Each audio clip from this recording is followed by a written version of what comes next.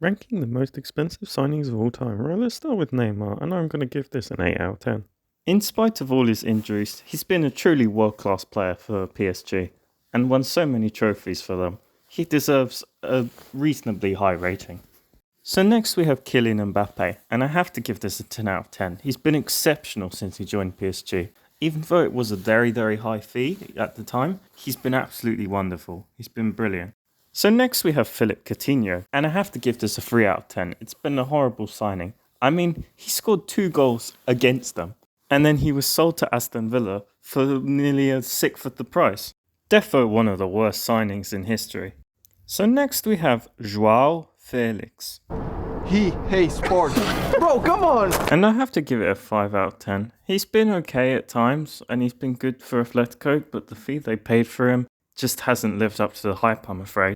Next up we have Enzo Fernandez, who won the World Cup with Argentina and earned himself a move to Chelsea, just 6 months after moving to Benfica.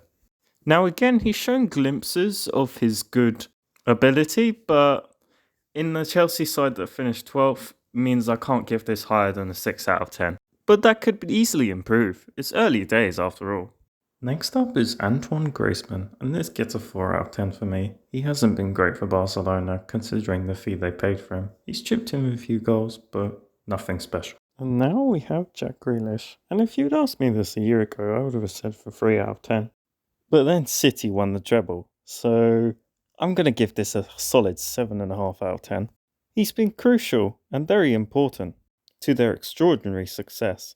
Next on the list is Declan Rice, but since he's just moved to Arsenal, I can't rank him. Right, so next we have Romelu Lukaku. And since he moved back to Chelsea 2 years ago, he scored a grand total of 8 goals. For 100 million, 8 goals.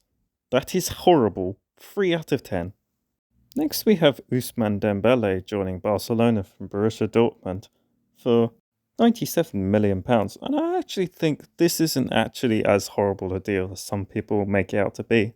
He's gotten many assists for Barcelona, grabbing 13 assists in 21 matches in the 21-22 season. Those are solid numbers.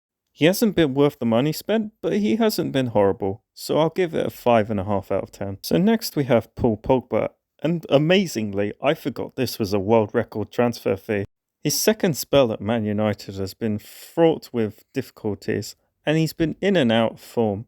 At sometimes he's looked like prime Zidane, and at sometimes he's looked so average and poor. Considering this was a world record fee at the time, I think this can't be given more than a 5 out of 10. He has on occasion put on some absolutely brilliant displays, but not consistent enough means I can't give it a better rating. Next on the list is Jude Bellingham, who's recently joined Real Madrid. Again, I can't rank this because he hasn't played a competitive game for Real Madrid yet, so we'll move on to another Real Madrid signing in Eden Hazard. This is easily a 2 out of 10, the worst transfer on the list, easily. Injuries have forced his Real Madrid career, and he just hasn't played well, and he's gained quite a lot of weight. Next up, we have Cristiano Ronaldo joining Juventus, and this has to get a 9.5 out of 10. He was great at Juventus. He didn't win a Champions League for them, but he won multiple Scudettos and scored many, many goals. Finally, we have Gareth Bale joining Real Madrid from Topspur. 10 years ago, this was a world record transfer fee, and it was money well spent as he won 3 La Liga titles and 5 Champions Leagues. This has to get at least a 9.5 out of 10. He's been spectacular at Real Madrid, and people in years to come will look back very fondly on his career. Like and subscribe, and I'll see you later.